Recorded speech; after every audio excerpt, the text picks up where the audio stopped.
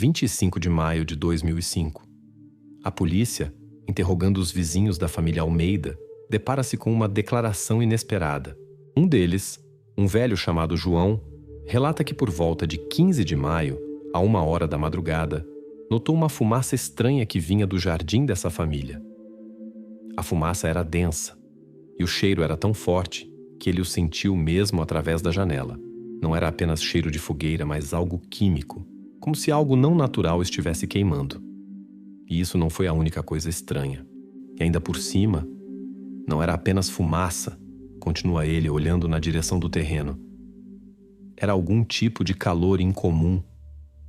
Como se estivessem tentando queimar algo, mas não no fogo, e sim na fumaça. Até pensei que havia algo errado com eles. O investigador, anotando todas essas palavras, decide examinar o território.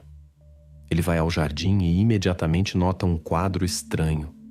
No canto distante, a terra recém-cavada. Como se alguém tivesse pressa, literalmente arrancou um pedaço de terra e rapidamente o cobriu. Mas aqui algo não se encaixa. Não havia chuva, e o cheiro que permaneceu no ar claramente não era de terra recém-cavada. Algo está escondido nesta parte do jardim. E sob o pano de fundo desses fatos duvidosos, o investigador decide agir. Ele obtém um mandado para escavações. Tudo aponta para uma coisa. Algo está escondido sob este pedaço de terra. E se não for apenas lixo, então o que é? Sob aquele mesmo pedaço de terra poderia haver qualquer coisa. Lixo, cinzas, após trabalhos de jardinagem. Mas por que exatamente este jardim despertou interesse? Porque Almeida não tinha razões para estranhezas. Pelos papéis, tudo estava tranquilo. A família estava à vista. Seu terreno era exemplar, não problemático. Para começar, os fatos. Atestado da prefeitura. Propriedade da fazenda. 5 gerações. O terreno está registrado em nome de João Almeida, 45 anos, morador local sem dívidas e multas. Ele é membro do Conselho Municipal. Frequência às reuniões. Estável. Não há reclamações. Participação na cooperativa agrícola. Marca ativo. Inês Almeida, 42 anos, dona de casa. No livro de doações da igreja, seu sobrenome ao lado das datas dos feriados. Os vizinhos descrevem a casa como silenciosa. O pátio é fechado por portões metálicos simples. A entrada, limpa, sem vestígios de maquinário constante. Tudo parece rotineiro. Os documentos sobre a propriedade dizem a mesma coisa. Contrato de energia elétrica sem atrasos. Conta de água. Consumo moderado, típico para uma família que vive o ano todo. A van de João, velha, mas bem cuidada, passa na revisão em dia. Pelo depósito de fertilizantes, apenas o conjunto básico: salitre, cal. Nada que exigisse autorização especial. No galpão, ferramentas que todo fazendeiro tem: pás, enxadas, serra, machado. Nenhum sinal de compras incomuns nos últimos meses. A caracterização da escola consolida o quadro do mundo normal. O filho, Tiago, 16 anos, estuda regularmente. Joga pela equipe escolar de futebol de salão. Não há conflitos com professores. A menina Sofia, 8 anos, frequenta essa escola primária. Nas reuniões, Inês sempre está na primeira fileira. Família exemplar. Sempre participam da vida escolar. A citação do diretor está na parte superior da caracterização. Fotografias da feira escolar. Inês na mesa com biscoitos caseiros. João no estacionamento, organizando os carros dos pais. Atestado de participação na feira rural. Os mesmos sobrenomes. Onde devem estar, os Almeida aparecem no tempo certo. Até os detalhes se encaixam no mesmo. Na porta de entrada, horário de chegada do carteiro, cuidadosamente copiado por Inês. Na janela da cozinha, telas mosquiteiras testadas. À noite na casa, luz suave. Nenhuma visita de estranhos. Nenhuma saída noturna. Segundo os fiéis da igreja local, no domingo sempre se sentam no mesmo lugar, à esquerda do corredor, terceiro banco. Assim dizem todas as fontes que geralmente indicam estabilidade: escola, paróquia, cooperativa, serviços públicos, a família, como um padrão do manual. Por que isso é importante? Porque exatamente essa perfeição documental torna qualquer desvio no gráfico perceptível. Se em um lugar tudo está uniforme, então um detalhe estranho chama mais atenção. O cheiro estranho em maio. Isso já não é lixo. É um evento que não se encaixa em nenhuma de suas rotas habituais. Pessoas que vivem tão ordenadamente gostam de ordem. Raramente fazem fogueiras noturnas. E certamente não escondem terra recém-cavada sob rosas no dia seguinte. À imagem adiciona-se mais uma linha, não das caracterizações, mas do diário da parte de plantão. 18 de maio de 2005, a família Almeida registra uma declaração sobre o desaparecimento de Sofia. A formulação é padrão. Indica que saiu de manhã, não voltou à noite. João e Inês respondem calmamente, sem pressa. Na escola é arquivado um bilhete, ausente sem justificativa. O policial do bairro faz uma anotação sobre a conversa. No terreno, ordem. No canto distante do jardim são plantadas novas roseiras. Isso é registrado como paisagismo. Na época, isso não alarmou ninguém. Assim se forma o mundo normal, montado a partir de atestados e gráficos. Casa sem dívidas, pais sem conflitos, crianças na escola, reputação impecável. Tudo parece uniforme, até que aparece aquela ruptura de maio, declaração do dia 18 e relato do vizinho sobre a fumaça noturna alguns dias antes. A construção perfeita racha. A partir deste momento, a verificação padrão se transforma em investigação. Primeiro, conversas repetidas. Depois, ronda pelos vizinhos. E só depois, aquele olhar para o canto distante do jardim, onde, sob as rosas, a terra está estranhamente uniforme. A terra uniforme sob as rosas, isso é mais tarde. A história oficial começa antes. 18 de maio de 2005, 11 horas. Entrada na parte de plantão. Na soleira, João e Inês Almeida. Sua declaração é registrada como protocolo número 23-A. A formulação, cuidadosa, sem palavras desnecessárias. Nossa filha Sofia Almeida, 8 anos, fugiu de casa. Presumivelmente, na noite de 17 de maio. Motivo desconhecido. As assinaturas estão ambas, caligrafia diferente, linhas uniformes. O extrato dos campos do protocolo parece típico. Data e hora de recebimento: 18 horas 0, 5 minutos, 2005, 11 horas. Declarantes: casal Almeida, residem permanentemente. Circunstâncias: ao verificar o quarto de manhã do dia 18.05, descobriu-se a ausência da filha. Janelas e porta de entrada fechadas. Não foram detectados sinais de arrombamento. Não há bilhetes. Causa presumida da saída. Desconhecida. Possíveis direções. Não indicadas. Adicionalmente, é anexada a fotografia recente do arquivo escolar. No campo Situação na Família. Sem conflitos. Manuscrito. Anotado: Casa próspera. O tom da conversa mantém a calma. João fala brevemente, responde em ordem. Inês confirma, acena. Às vezes corrige a formulação. Eles observam que descobriram a ausência de manhã por volta das 7 horas. Procuraram na casa, no pátio, não perguntaram aos vizinhos mal para não causar alvoroço. Não ligaram para essa escola. Ainda é cedo. A pergunta esclarecedora sobre ruídos noturnos, ambos respondem igual. Silêncio. Indica-se que no quarto há ordem, cama arrumada, no corredor os sapatos estão no lugar. Nenhum vestígio de arrumação de coisas, nenhuma notícia de conhecidos. Após o registro, inicia-se o procedimento padrão. Caso de desaparecimento de menor, iniciado. Esta é a fórmula, mas por trás dela, passos concretos. O comunicado vai aos departamentos do distrito.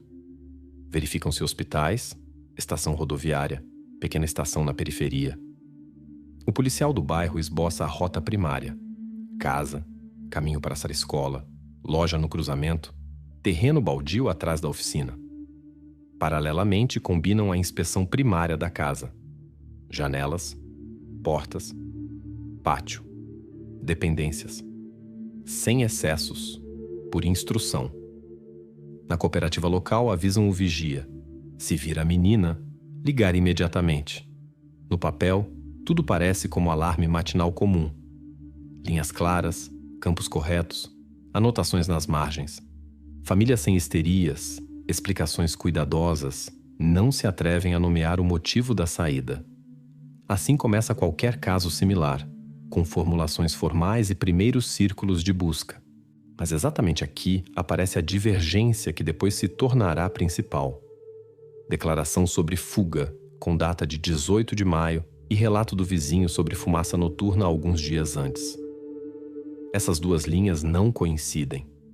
Adiante, verificação de cada passo, conversas repetidas e depois, retorno ao terreno, aquele mesmo canto distante do jardim, onde as rosas estão plantadas muito uniformemente. Antes de tocar a terra sob as rosas, o investigador faz um passo básico. Conversa repetida com os pais. Primeira pergunta: como eles descrevem Sofia? As respostas coincidem em sentido e tom. João diz brevemente: ela era uma criança difícil. Inês acena: ela tinha um caráter complexo. As explicações soam gerais. Podia se ofender sem motivo, se fechava, discutia. A pergunta se houve fugas. Não, mas podia. Entonações uniformes, pausas cuidadosas, mãos nos joelhos, dedos entrelaçados. Nem pressa, nem agitação. Adiante, comparação com o que se pode verificar. À escola vai uma solicitação oficial. Chega uma caracterização escrita sem emoções. Sofia Almeida. Aluna calma, quieta, nas tarefas é aplicada. Não houve conflitos com colegas e professores. No diário, notas estáveis, faltas até 17 de maio não há. Observações por comportamento ausentes. A professora da turma adiciona detalhes cotidianos. Nos intervalos desenha, nas apresentações não se recusa a participar, nos círculos, desenho às quartas.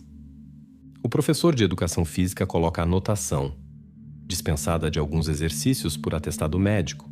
Conflitos, não há. No corredor da escola no quadro, fotografia da feira. Sofia na mesa com artesanatos, ao lado colegas da turma. Tudo isso bate com a imagem anterior do mundo normal e não com a tese criança difícil. O investigador registra mais um detalhe, não nos papéis, mas no comportamento dos declarantes. Comportamento dos pais calmo, distante. Reação emocional ao desaparecimento da criança ausente. Esta é a anotação no relatório de serviço. Ela é seca, mas perceptível. Inês fala baixo, olha para a mesa. João responde rapidamente, sem perguntas esclarecedoras ao policial. Eles não perguntam quem conduzirá as buscas, quando começarão a verificar paradas e faixa florestal, como organizarão voluntários. Não descrevem trilhas habituais da filha. Não insistem em ronda imediata dos vizinhos. Sua fala é precisa, mas sem detalhes pessoais. Nos quartos da casa, há ordem. No corredor, os sapatos estão em linha. Na cozinha não há xícaras com chá de ontem. Limpeza seca e frases corretas. Paralelamente, o policial do bairro recolhe as primeiras respostas. Os vizinhos falam sobre família silenciosa. Conflitos à vista, não houve. Ninguém viu a menina sair sozinha no final da tarde. Na estrada perto da loja, não há câmera. É periferia. Os ônibus de manhã passam raramente. Os motoristas não lembraram de ninguém. Ou seja, confirmações externas de saída voluntária ainda não há. O quadro de criança difícil sustenta-se apenas nas palavras dos pais. Os papéis não a secundam. Assim aparece a primeira pista. Não prova material e não números, mas divergência entre palavras oficiais e realidade verificável. A descrição de caráter complexo não coincide com a caracterização da escola. A ausência de emoções não coincide com o momento em que foi apresentada a declaração de desaparecimento. Isso ainda não é prova, mas já é motivo para mudar a ótica. A família da seção Vítimas passa para a lista daqueles cujas palavras precisam ser conferidas linha por linha. Adiante, a ordem de ações muda. Em vez de varredura ampla dos campos, olhar mais denso sobre a casa e o pátio, inspeção repetida dos quartos, vitrais das janelas, porta de entrada, registro de odores e vestígios nas dependências, conferência do tempo pelo telefone no hall e pelo despertador velho perto da cama de Sofia. E depois, retorno ao terreno, lá onde estão plantadas novas rosas e a terra está muito uniforme. Exatamente ali, a investigação obtém chance de passar das palavras aos vestígios materiais. Exatamente ali, a investigação obtém chance de passar das palavras aos vestígios materiais. Mas antes de tocar a terra, o investigador registra o comportamento da família. Por que eles estão tão calmos durante o desaparecimento oficial? A partir deste momento, o foco se desloca para os pais. No relatório aparece uma linha simples. Pais não participam das buscas, não telefonam para amigos e conhecidos, não colam avisos, os registros telefônicos vazios, nem ligações em série para uma escola, nem para vizinhos. O plantonista anota. Não fazem perguntas sobre o andamento das buscas. À noite, quando os voluntários se reúnem perto da loja, João e Inês não vêm. Pátio fechado, luz na casa suave.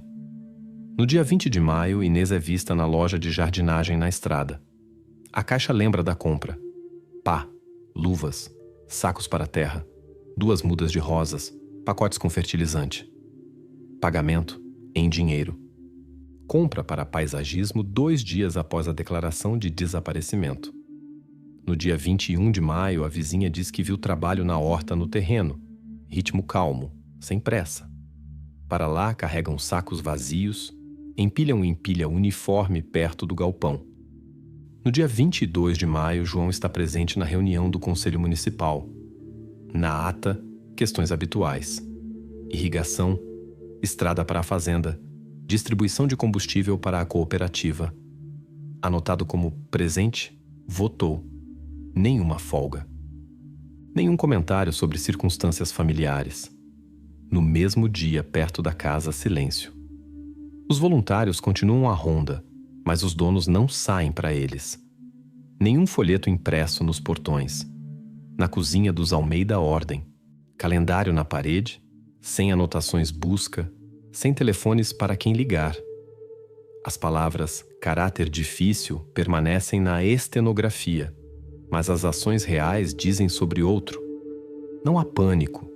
Não há tentativa de ampliar o círculo de busca. Em compensação, há compra de equipamento e retorno ao cronograma de reuniões. Para parentes que buscam, isso é atípico. Para aqueles que tentam manter a fachada tudo sob controle, lógico. Nesta etapa, o investigador faz conclusão de trabalho. O comportamento dos declarantes. Primeira pista indireta. Não prova material, mas marcador. João e Inês Almeida tornam-se figuras não oficiais, mas principais da atenção. Adiante, verificação de recibos e rotas, inspeção repetida das dependências e retorno ao canto distante do jardim, onde novas rosas cobrem camada muito uniforme de terra. O retorno ao canto distante do jardim é adiado por meio-dia. Primeiro, entender o que acontecia na família antes do desaparecimento. Pelos canais saem solicitações às instituições médicas.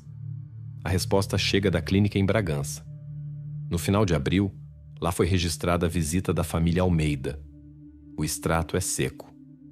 Data: 28.0/4.2005. Paciente: Sofia Almeida. Consultório de dermatologia. Diagnóstico: doença hereditária rara da pele. Recomendados acompanhamento e regime poupador. Em linha separada, conversa com os acompanhantes. No protocolo de interrogatório do médico número 18-Z, depois aparece a frase: mencionei que a patologia é genética. O pai, João Almeida, fazia muitas perguntas sobre hereditariedade. Estava tenso. Esclarecimentos. Que análises confirmam?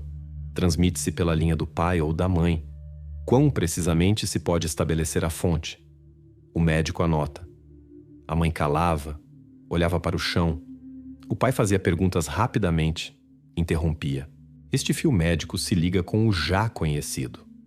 No cartão escolar há anotação sobre dispensa de parte dos exercícios por estado de saúde. As datas coincidem. Início de maio. Na farmácia da cidade registram compras comuns. Creme, ataduras para irritação, sem receita. Nada de emergencial. Mas o próprio fato do diagnóstico sobressai do quadro calmo, onde a família é sem conflitos, e caráter difícil soa apenas da boca dos pais. O investigador anota: entre o registro médico de 28 de abril e a declaração sobre saída voluntária de 18 de maio passam exatamente 3 semanas. O médico fala sobre genética. O pai se concentra na hereditariedade. No comportamento da família nestes dias não há sinais de pânico, em compensação à ordem rígida do cotidiano. Nesta etapa, o diagnóstico não prova nada por si só, mas ele se torna orientador central. Exatamente em torno dele verificam versões, motivos e palavras dos declarantes. Com tal fundo, a fuga deixa de parecer linha independente. O caso se desloca para casa, para conversas no final de abril, para noites de meados de maio. E adiante, aquelas mesmas rosas no canto distante, onde camada muito uniforme de terra já aguarda base formal para escavações. Para o requerimento de escavações precisa-se de fundo sólido. Este é dado não apenas pelas rosas no canto distante. O investigador olha para a segunda criança na casa, Tiago. Se na família tudo está calmo, seu comportamento mostrará isso. Se não, também. O interrogatório é conduzido oficialmente, na presença de psicólogo. O protocolo registra secamente. O adolescente senta com ombros caídos, olha para um ponto. As perguntas básicas responde monossilabicamente. Não sei. Não lembro. Não vi. Pausas longas. Voz baixa. Palmas úmidas. Balança a perna sob a mesa. Olhos vermelhos, mas não há vestígios de lágrimas recentes. Tentam passar ao cotidiano. Quando viu a irmã pela última vez? À noite. Do que conversaram? Não lembro. Brigavam em casa? Não. A pergunta se ouviu algo incomum à noite. Novamente, não sei, e respiração brusca. O psicólogo pede pausa e oferece água. Reação do mesmo tipo. Olhar para a mesa, ombros ainda mais baixos. Contato não se estabelece. Documento separado vai à conclusão do especialista. Formulações sem avaliações. Sujeito demonstra sinais de transtorno de estresse agudo. Notam-se estupor, evitação de temas, reação de pânico a perguntas esclarecedoras, alta probabilidade de intimidação. Nas observações, detalhes cotidianos.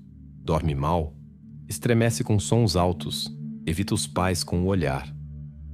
O psicólogo recomenda conversa repetida sem presença da família. Não haverá conversa repetida. Os pais são categóricos. Estresse. Deixem-no em paz.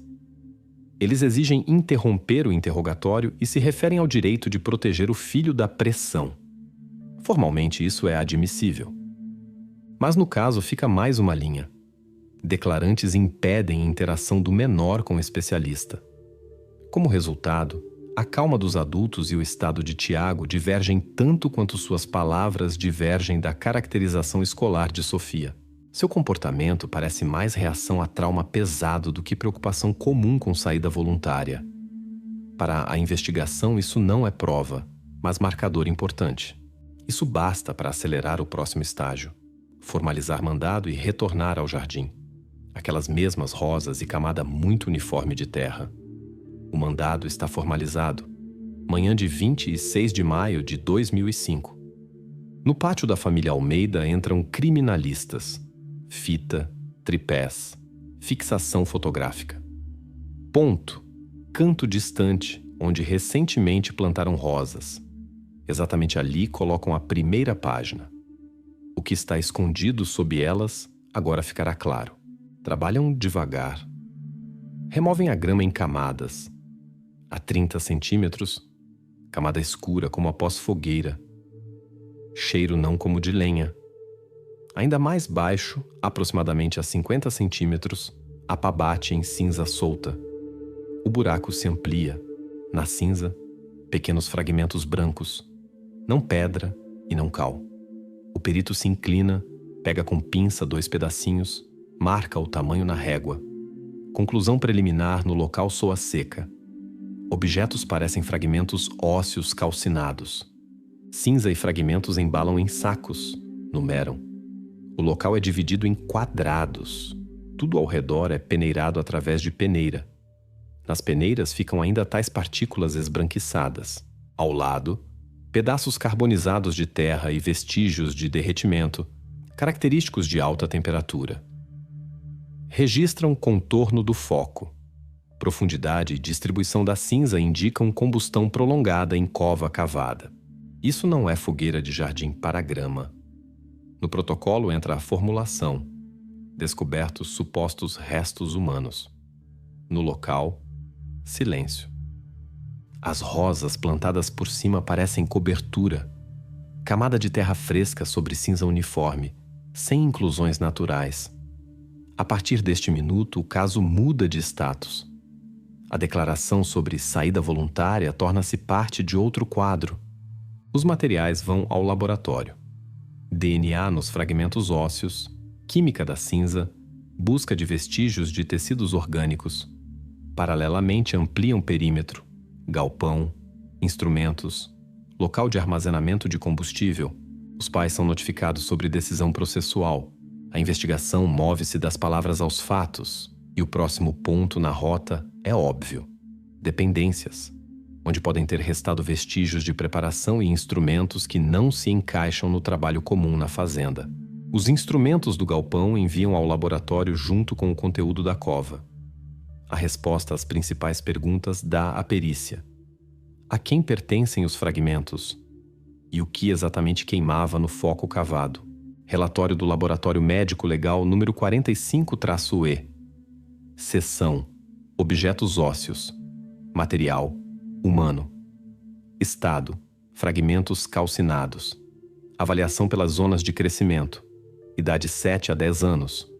Sexo: feminino. Conduzido análise de DNA. Comparação com a amostra de controle de objetos pessoais de Sofia mostra coincidência com probabilidade de 99,9%. Adicionalmente comparadas microamostras com roupa de seu quarto. Resultado confirmado. Marcadores de degradação correspondem à exposição a alta temperatura durante várias horas. Seção cinza e terra. Reveladas concentrações elevadas de fosfatos, cálcio e produtos de decomposição térmica de tecidos orgânicos. Encontram-se partículas carbonizadas, inclusões derretidas. Distribuição das camadas indica combustão em cova e não fogueira superficial. Vestígios de carvão de madeira mínimos. Foco criado propositalmente. No restante da peneira, fragmentos esbranquiçados adicionais por morfologia correspondentes a elementos de ossos pequenos. Seção: instrumentos galpão. Na lâmina do machado e folha da serra, vestígios microscópicos de sangue. Pertencimento de grupo coincide com o grupo sanguíneo de Sofia. Nos cabos, vestígios de limpeza recente, mas nas depressões conservadas micropartículas de cor marrom, confirmadas como sangue. No chão do galpão registram-se microvestígios de fuligem, composição relaciona-se com cinza da cova. Conclusão resumida. Fragmentos descobertos no jardim pertencem à pessoa do sexo feminino de idade infantil. Comparação genética indica Sofia Almeida com probabilidade de 99,9%. Cinza contém sinais de queima de tecidos orgânicos humanos. Nos instrumentos do galpão revelados vestígios de sangue com grupo coincidente. Cientificamente registrado, o corpo de Sofia foi esquartejado e queimado no território da fazenda. A partir deste momento, a versão de saída voluntária é excluída do esquema de trabalho. A investigação passa a outro plano.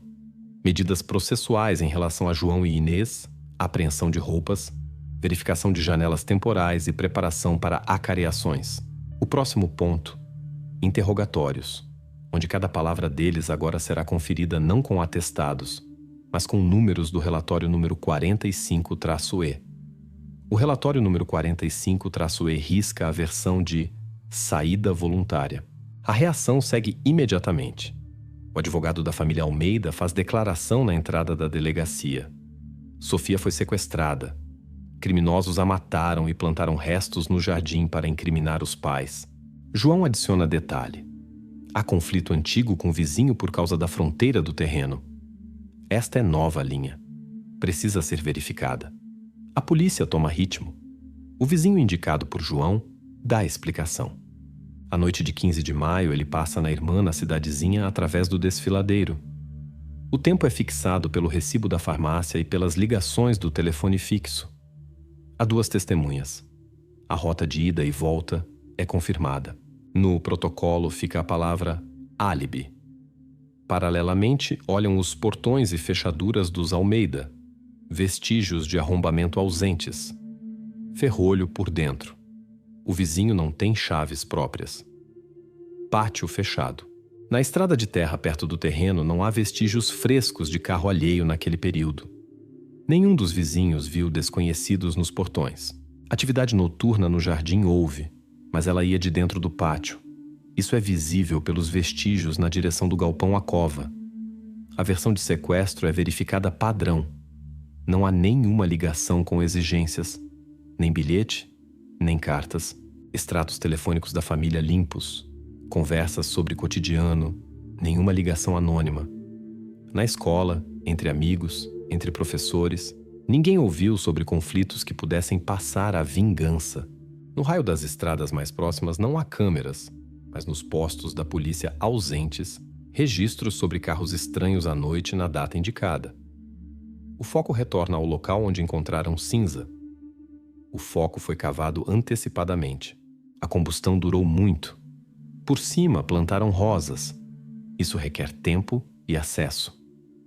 Para plantar material dentro do pátio, estranho precisa entrar à noite, cavar, acender fogo, depois remover vestígios e de manhã ir embora para que ninguém notasse.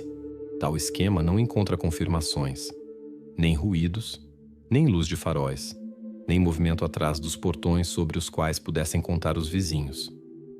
João repete sobre disputa antiga. Mas o próprio conflito resulta ser documental. Correspondência na prefeitura sobre marcos fronteiriços, sem ameaças e queixas, datado da primavera passada. Desde então, silêncio. O vizinho não consta em registro, não está envolvido em crimes, não tem dívidas. Seu álibi é sólido. A versão da defesa sustenta-se apenas nas palavras. Vestígios materiais cedem. Sequestro não confirmado. Armação não se vê. Não há fator externo que conduzisse pessoa alheia para dentro do pátio fechado e a cova sob rosas. Quem tinha acesso permanente ao jardim? A família. A tentativa de criar rastro falso fracassa. A investigação retorna à única linha de trabalho. Ações dentro da casa e pátio em meados de maio. Adiante. Passos processuais em relação a João e Inês. Interrogatórios separados e conferência de seus relatos por minutos com dados de perícias e compras. Exatamente ali, começarão a divergir detalhes que já não se cobrem com frases gerais. Exatamente ali, os detalhes deixam de se esconder atrás de frases gerais. O interrogatório repetido é conduzido separadamente. Começam com Inês. Na mesa ficam 2 documentos: relatório sobre restos e pasta separada, resultados de verificação genética de parentesco. A pergunta soa simples. Por que para a família foi tão importante a conversa sobre hereditariedade? Adiante, apenas fatos. Conclusão dos peritos. DNA de Sofia coincide com o perfil de Inês. Com o perfil de João, não. Formulação seca. Paternidade biológica de João Almeida excluída. Probabilidade de exclusão, 99,9%. Isso explica a visita de Abril ao dermatologista e perguntas tensas sobre hereditariedade. Inês escuta, baixa o olhar, pede água, não dá comentários. No protocolo aparece nova linha. Apresentados resultados do teste de paternidade. Reação, silêncio. A partir deste momento, o motivo é fixado documentalmente. Ocultação de ligação conjugal e suas consequências. A versão de sequestro perde sentido. Desaparece inimigo externo. Restam pessoas com pátio fechado, acesso ao galpão e à cova sob rosas. Adiante, acareações e conferência por segundos de seus relatos com marcas temporais das perícias. Exatamente ali começarão a divergir não apenas palavras, mas também ações. Eles são separados em gabinetes diferentes.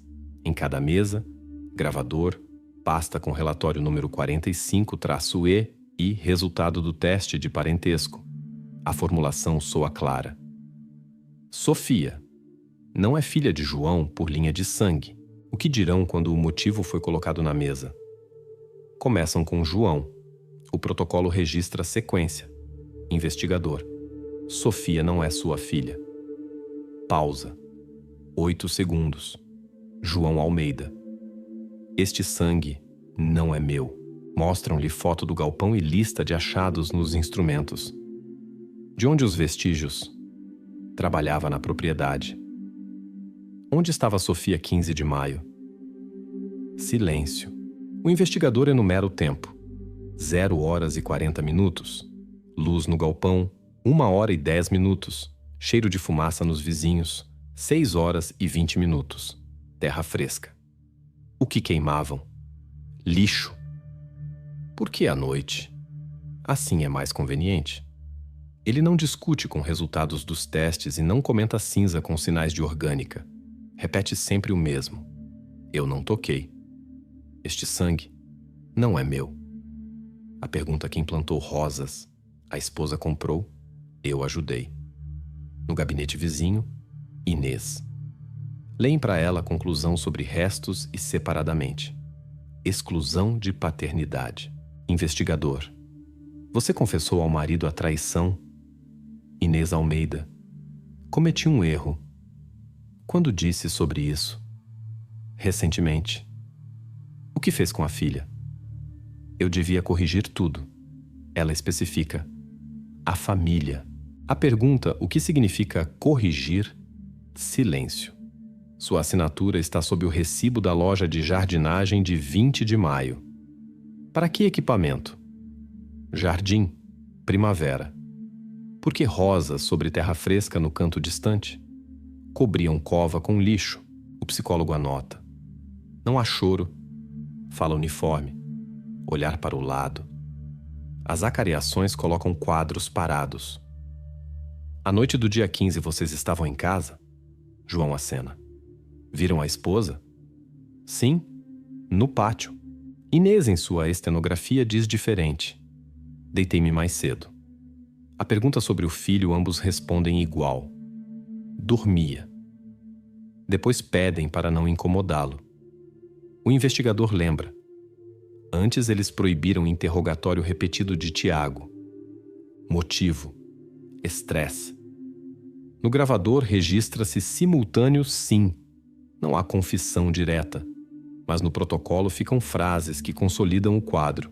Em João, reconhecimento no fato formador de motivo. Este sangue não é meu. Concordância com o resultado do teste e silêncio na pergunta-chave sobre a noite de 15 de maio. Em Inês, eu devia corrigir tudo e compra de equipamento logo após declaração de desaparecimento. Janelas temporais convergem com dados da perícia e observação do vizinho. O muro de silêncio racha e as linhas dos cônjuges deixam de coincidir. Adiante, o movimento é previsível. A investigação registra contradições, formaliza a detenção por prazo para a verificação de depoimentos e prepara novo ponto de pressão. Retorno à única testemunha dentro da casa. Próximo passo. Conversa com Tiago sem presença dos pais, com defesa e câmera. Exatamente ali, a cronologia da noite de 15 de maio se formará por minutos. O próximo passo. Conversa com Tiago sem pais. Dia 27 de maio de 2005. O psicólogo comunica. O adolescente está pronto para falar. Gabinete, câmera, defensor ao lado. Na mesa, gravador e formulário vazio de protocolo. Os pais não confessam. Significa que a verdade pode dar àquele que estava na casa na noite do dia 15. Começam com simples. No protocolo fica a primeira frase. Me acordou o barulho. Tiago especifica o tempo. Por volta da 00:30. Primeiro ouvi sussurro na escada. Depois rangido da porta para a rua. Ele se aproxima da janela e vê no pátio 3 pessoas. Estavam parados nas canteiras. O pai falava alto. Ouvi. Sangue alheio. A mãe chorava. Disse: vou corrigir tudo. Essas palavras ele repete 2 vezes. O psicólogo registra. Fala conexa, pausas longas. Não há avaliações emocionais. Adiante ele dá quadro por minutos. Acordaram Sofia e levaram ao pátio. O pai segurava sua mão. No jardim, ele a derrubou no chão e pressionou. Ela tentava se soltar. Depois parou de se mover. Ele não usa palavras duras. Diz. Ela se calou. Então, novo detalhe. Os pais a levantaram e carregaram para o galpão. Fecharam a porta por dentro. Após alguns minutos do galpão chega a batida surda e ranger agudo. Por muito tempo. Depois ficou silencioso. Adiante, local no canto distante. Carregavam algo do galpão para o jardim. Várias vezes. Lá já havia cova cavada. Tiago anota a luz que o vizinho viu. No galpão queimava lâmpada. No pátio, fumaça saiu perto de 1 hora.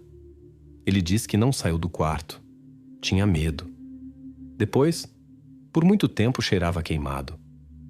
De manhã, segundo suas palavras, mamãe disse: se pelo menos uma palavra, será pior. O psicólogo registra reação, estupor, estremecimento na palavra palavra.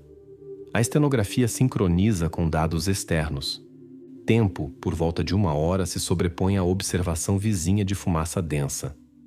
Descrição de cova pronta coincide com escavações. Cinza na profundidade de cerca de meio metro e camada uniforme de terra por cima. Menção de luz no galpão, com depoimentos de outros vizinhos sobre a atividade noturna. Frases sangue alheio e vou corrigir tudo coincidem com o que depois dirão João e Inês nos interrogatórios. Rota de movimentos, do galpão ao canto distante, corresponde à cadeia de vestígios na terra. No final do interrogatório, Tiago pede que os pais não estejam no corredor. Confirma que antes calava por causa de ameaças. Pensei que me mandariam para algum lugar, registra protocolo. O psicólogo recomenda garantir proteção à testemunha e proibir contato com pais até o julgamento. Assinam o registro. Ao interrogatório anexa-se áudio. A partir deste momento, no caso, aparece o que faltava. Testemunha direta. Suas palavras não deixam sequestro versão viável. O quadro se fecha. Motivo confirmado por teste de parentesco. Ações. Por perícias. Cronologia. Por voz de dentro da casa. Depoimento de Tiago torna-se prova-chave que destrói a última linha de defesa. Adiante, a investigação tem prisões processuais, reconstrução da noite por minutos e preparação de conclusão acusatória. Exatamente a este estágio passarão os materiais do caso. A reconstrução da noite se forma da estenografia de Tiago. Ela fecha lacunas e amarra cada minuto as ações no pátio. No protocolo, não emoções, mas frases curtas. O que ele viu e ouviu. Citações vão seguidas. Levaram Sofia ao jardim. Adiante, sem descrições, o pai a derrubou no chão. Segurava mãos no pescoço dela. Ela não se movia. A mãe estava ao lado. Ela olhava. Depois, deslocamento. Depois carregaram-na para o galpão. Atrás da porta, segundo palavras de Tiago, começou o trabalho. Houve sons, golpes. Depois, serra. Marca temporal. Perto de 1 hora. Coincide com observações dos vizinhos sobre fumaça densa. Mais uma citação. De manhã, no jardim, havia fogueira. Na estenografia, há detalhes que se confirmam por provas materiais. Lâmpada no galpão queimava. No protocolo de inspeção registrado depósito fresco de fuligem no teto. Cova estava cavada antecipadamente. Geometria do foco e distribuição da cinza mostram isso. Carregavam várias vezes. Na terra traçada cadeia de vestígios do galpão ao canto distante. Rosas plantaram depois. Camada de terra fresca sobre cinza uniforme, sem inclusões naturais, raízes das mudas cortadas recentemente. Frases principais também coincidem. Sangue alheio. Para João. Vou corrigir tudo. Para Inês. Essas palavras já soaram em seus interrogatórios e agora fixadas por voz de testemunha. Adiante, a documentação fala por si. Conclusão de peritos. Na cinza, fragmentos ósseos calcinados, por DNA. Sofia, no machado e serra. Sangue do grupo correspondente. No relatório resumido por Biologia e Química, vestígios de queima de tecidos orgânicos. Documento separado da medicina forense registra causa da morte. Asfixia, formulação direta, sem suposições, com apoio em depoimentos e conjunto de sinais. Depoimentos de Tiago se encaixam com materiais do caso como quebra-cabeça, rota, casa, galpão, cova, confirmada. Janelas temporais sincronizadas com observação do vizinho e com dados de inspeções. Suas palavras não precisam de esclarecimentos. Nelas não há versões, apenas sequência de ações. Isso torna-se aquela revelação que faltava. Após a anexação da estenografia, o investigador formaliza medidas processuais. João e Inês Almeida, detidos. Lhes anunciam suspeita. Casa e dependências são seladas. Linha de defesa. Sequestro é encerrada. Não há fator externo. Adiante. Etapa técnica. Reconstrução da noite de 15 de maio por minutos, comparação de recibos, ligações, deslocamentos e preparação daquele documento que enviará o caso ao tribunal, conclusão acusatória com lista completa de provas e citações do protocolo de Tiago. Este documento ficará na base da acusação. Adiante. Reconstrução oficial da noite do dia 15 de maio. Sem versões. Apenas tempo, distâncias e ações confirmadas. 22 horas. Pátio fechado.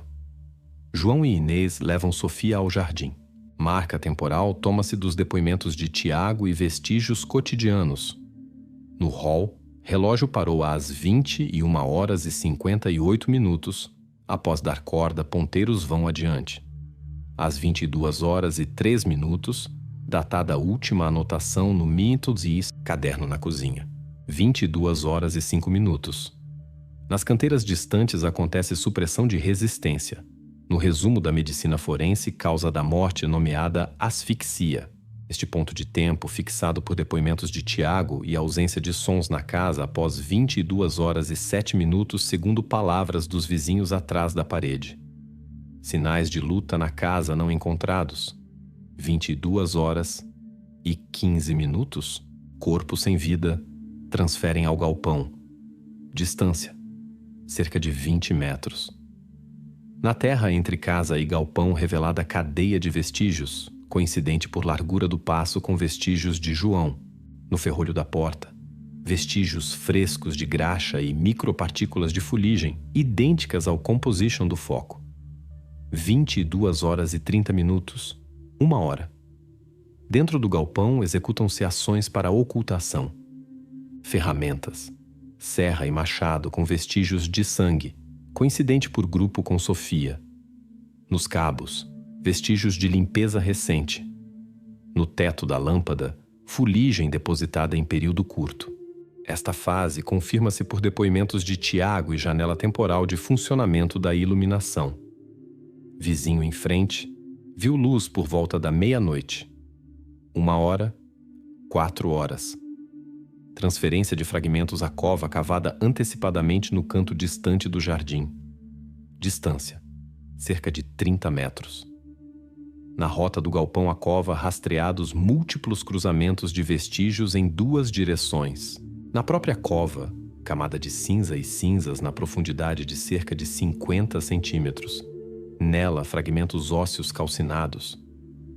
Análise da cinza mostrou produtos de decomposição térmica de tecidos orgânicos, fosfatos e alta concentração de cálcio.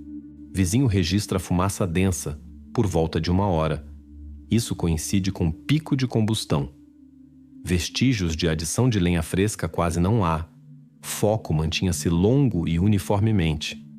4 horas e 30 minutos. Fogo apagado. Cova coberta. Por cima, camada fresca de terra e plantio de rosas. Esta etapa confirmada por recibo da loja de jardinagem de 20 de maio, vestígios de escavação recente, assim como o horizonte uniforme do aterro sem inclusões típicas de solo antigo. Às 6 horas e 20 minutos, vizinho nota ordem no pátio e ausência de cheiro de fumaça fresca. Foco já coberto. Na roupa de Inês, apreendida na busca, pequenas partículas de solo com mesma composição mineral que na camada sobre cinza. Horas do dia, 16 e 17 de maio, passam sem apelos aos vizinhos e sem ligações à escola. 18 de maio, às 11 horas, formaliza-se declaração sobre saída voluntária. Neste momento no pátio, já plantadas rosas. Fato registrado pelo policial do bairro como paisagismo. Cronologia de declarações não coincide com a atividade noturna real no terreno. Resumo de confirmações. Causa da morte: asfixia. Pertencimento dos restos: Sofia. Ferramentas: vestígios de sangue do grupo correspondente. Foco: combustão em cova com duração de várias horas. Deslocamentos: vestígios do galpão ao canto distante.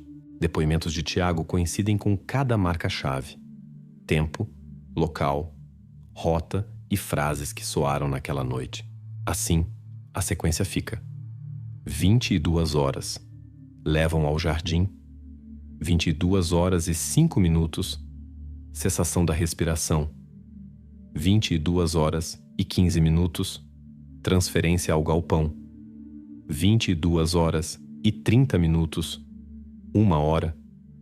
Ocultação de vestígios na dependência. 1 hora, 4 horas. Queima no foco cavado. 4 horas e 30 minutos. Mascaramento da cova e plantio de rosas. Qualquer elemento confirmado pelo menos por 2 fontes. Perícias, observações, compras ou depoimentos de testemunha. Crime reconstruído até minutos e metros. Casa, galpão, cova, 3 pontos de uma linha. Participantes externos, não há. Acesso, meios e tempo, nos 2 adultos da casa. Materiais coletados em pacote único. Próxima etapa formal, mas decisiva. Transmissão do caso ao tribunal, onde esta cronologia tornará-se base do discurso acusatório e será verificada em sessão aberta.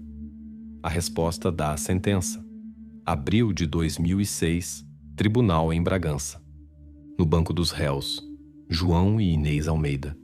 Acusações: assassinato com circunstâncias agravantes e cumplicidade. Base probatória. Relatório número 45- e protocolo de escavações, cronologia de deslocamentos, depoimentos de Tiago Almeida. Ouvidos peritos, biólogos, criminalistas, psicólogo, pesquisados recibos, extratos telefônicos, registros de interrogatórios. Tribunal registra: motivo estabelecido por teste de parentesco. Ações coincidem com perícias. Cronologia confirmada por testemunha. Veredito: culpados. Sentença: João Almeida, prisão perpétua. Inês Almeida, prisão perpétua. Casa e dependências, sob arreste. Para Tiago formalizam proteção e tutela. Parte jurídica fechada. Adiante. Consequências. O que restou na fazenda após a sentença e como vivem aqueles que viram aquela fumaça de maio. Após a sentença resta a questão prática. O que com aqueles que restaram e com o local onde tudo aconteceu? Respostas secas, como em resumo. Sem emoções, apenas decisões e datas. Tiago Almeida entregue sob tutela estatal. Contato com pais proibido por determinação do tribunal. Para ele organizado curso fechado de reabilitação, psicólogo, regime, escola no centro. Visitas, por horário, sob supervisão. Em linha separada, programa de proteção à testemunha até finalização de todos os procedimentos. Suas coisas da casa, através de inventário. Sobrenome em documentos abertos não indicam. Fazenda da família Almeida convertida em propriedade do Estado e realizada em leilão. Novos proprietários retiraram móveis, desmontaram casa e galpão. Fundações removeram com escavadeira. Terreno nivelaram. Estrada aos portões cobriram com cascalho. Água e eletricidade, por novos contratos. Medidores antigos desmontados. No local do pátio, área vazia. Jardim escavado. Rosas plantadas por Inês sobre cova coberta, arrancadas. Canteiros replanejados. Nem placas, nem sinais comemorativos. Vestígios físicos da família Almeida nesta terra não restaram. Adiante a história tem apenas rastro documental. Número do caso, protocolos, perícias, sentença. Fumaça de maio, nos depoimentos do vizinho. Rosas, na descrição de inventário. Todo o resto apagado até camada uniforme. Caso encerrado.